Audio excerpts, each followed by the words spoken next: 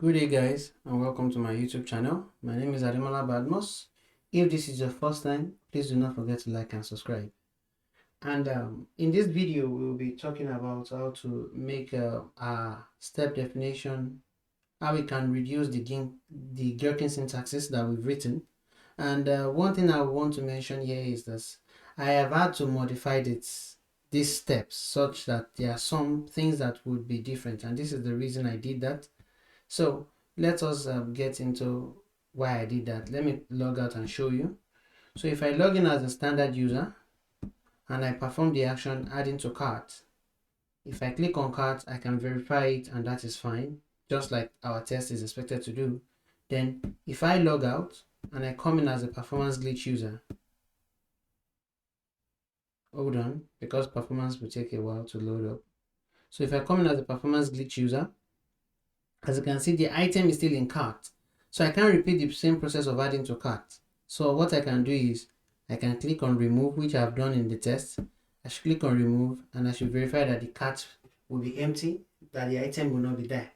So that was what I did, and I will run that for us to see if it works. It means that we're fine. So the steps are changed here.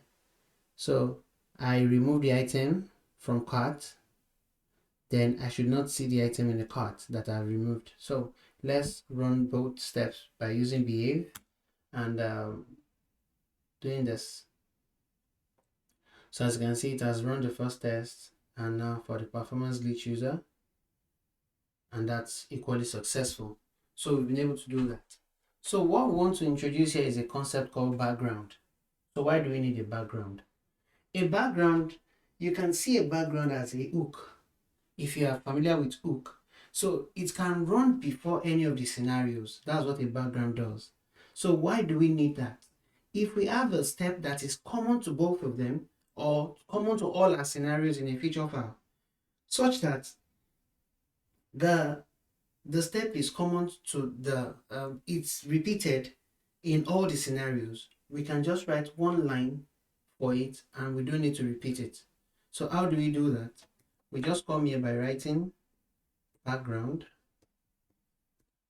You can put a title there if you want.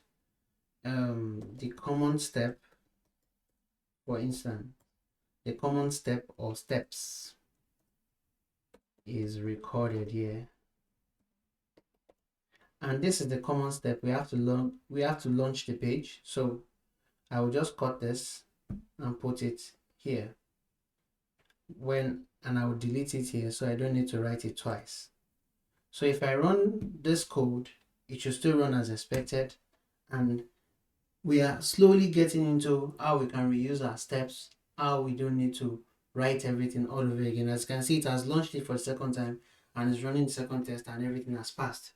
So that is what a background is used for, and that's how it works. So this video is really short and it's easy, as you can see, so you can watch it as many times as possible so you can get it right and you can understand what is expected.